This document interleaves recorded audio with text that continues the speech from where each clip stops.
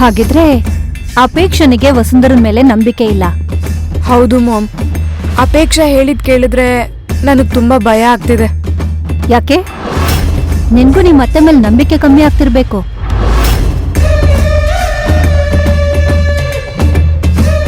ಮತ್ತೇನ್ ಹೇಳಿದ್ಲು ಅಪೇಕ್ಷಾ? ಅದೇ, ಇಷ್ಟು ದಿನ ಆದ್ರೂ ವಸುಂಧರಾ ಆಂಟಿ ನನ್ನ ಪರವಾಗಿ ಒಂದ್ ಹೆಜ್ಜೆನೂ ಮುಂದೆ ಇಟ್ಟಿಲ್ಲ. ಇನ್ ಕೇಸ್ ಅವ್ರೇನಾದ್ರೂ ಮಾಡಿದ್ರೆ ಅದ್ರಲ್ಲಿ ಅವ್ರ ಸ್ವಾರ್ಥ ಇದ್ದೇ ಇರುತ್ತೆ ಅಂತ ಹೇಳಿದ್ಲು. ಕೊನೆಗೂ ವಸುಂಧರನ್ ಬಣ್ಣ ಸಣ್ಣದಾಗ್ ಕರಗ್ತಾ ಇದೆ.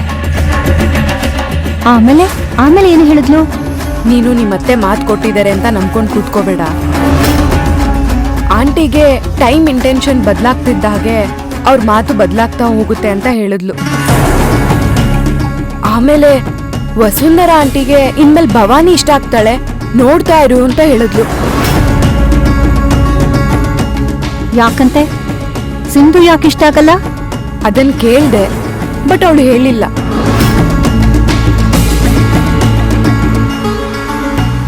ಸುಳ್ಳು ಹೇಳ್ಕೊಂಡು ಮನೆಗ್ ಬಂದಿರೋದಕ್ಕಿರ್ಬೇಕೇನೋ ಅಂತ ನನ್ ಸುಮ್ನೆ ಆದೆ. ಅಪೇಕ್ಷೆ ಇಷ್ಟೆಲ್ಲ ಮಾತಾಡಿದಾಳೆ ಅಂದ್ಮೇಲೆ ನಿಮ್ ಮತ್ತೆ ಬಗ್ಗೆ ಹೋಪ್ಸ್ ಕಳ್ಕೊಂಡಿರ್ಬೇಕು ಅಲ್ವಾ?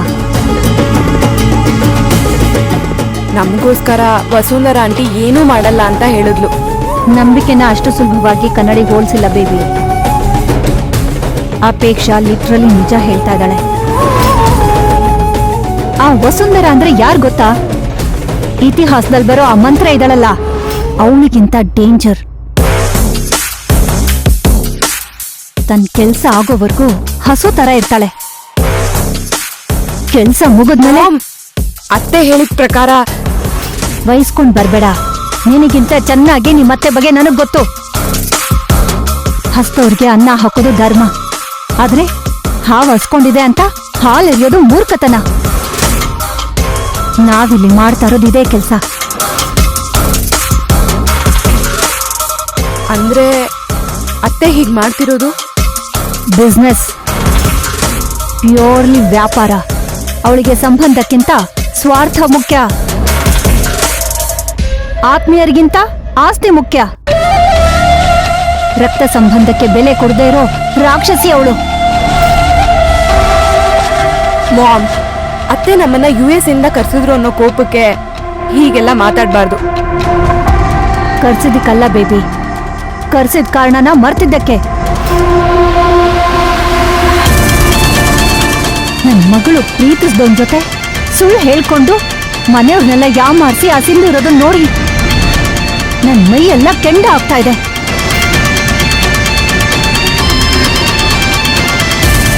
ನಿಮ್ಮತ್ತೆ ಮನ್ಸ್ ಮಾಡಿದ್ರೆ ಏನ್ ಬೇಕಾದ್ರೂ ಮಾಡ್ಬೋದು ಅನ್ನೋ ನಂಬಿಕೆ ನಿನ್ಗಿತ್ತಲ್ವಾ? ಹಾಗಿದ್ಮೇಲೆ ಯಾಕೆ ನಿನ್ ಮದ್ವೆನ ವಿರಾಟ್ ಜೊತೆ ಮಾಡಿಸ್ಲಿಲ್ಲ?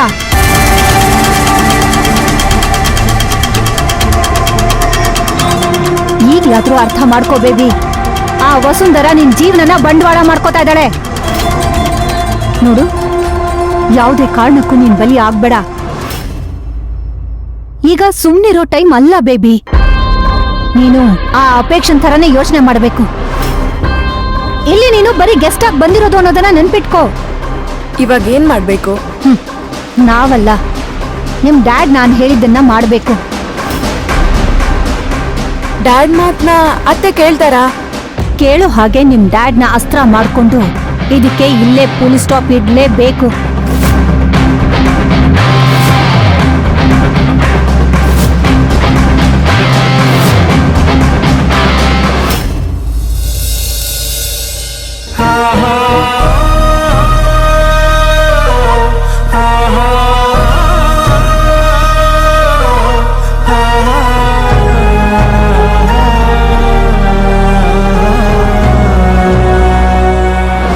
ಸಿಂಧು, ಯಾಕೆ ನನ್ನ ಹತ್ರ ವಿಷಯ ಮುಚ್ಚಿಟ್ರಿ?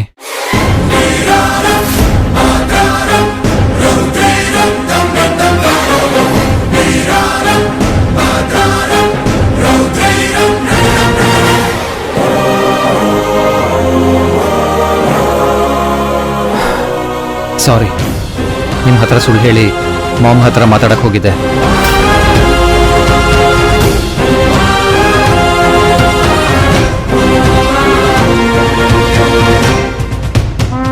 ಮಾಮ್ ನನಗೆ ಎಲ್ಲ ವಿಷಯನೂ ಹೇಳಿದ್ರು.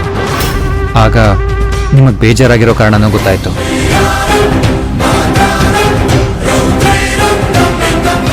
ಏನ್ ಮಾಡ್ಲಿ ಅಂತ ಗೊತ್ತಾಗ್ತಿಲ್ಲ ವಿರಾಟ್. ಇಷ್ಟು ಚಿಕ್ಕ ವಿಷಯಕ್ಕೆ ಇಷ್ಟೊಂದು ಎಮೋಷನಲ್ ಆಗ್ತಾ ಇದ್ದೀರಾ?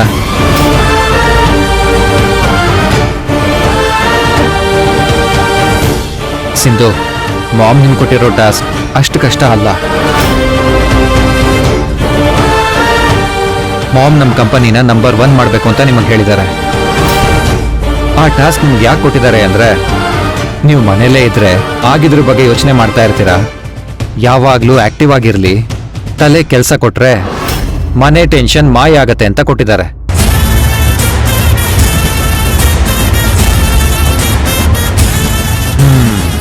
ನೀವಾಗಲೇ ಹೇಳಿದ ಕರೆಕ್ಟ್ ಸಿಂಧು, ಇದು ಅತ್ತೆ ಮತ್ತೆ ಸೊಸೆ ವಿಷಯನೇ.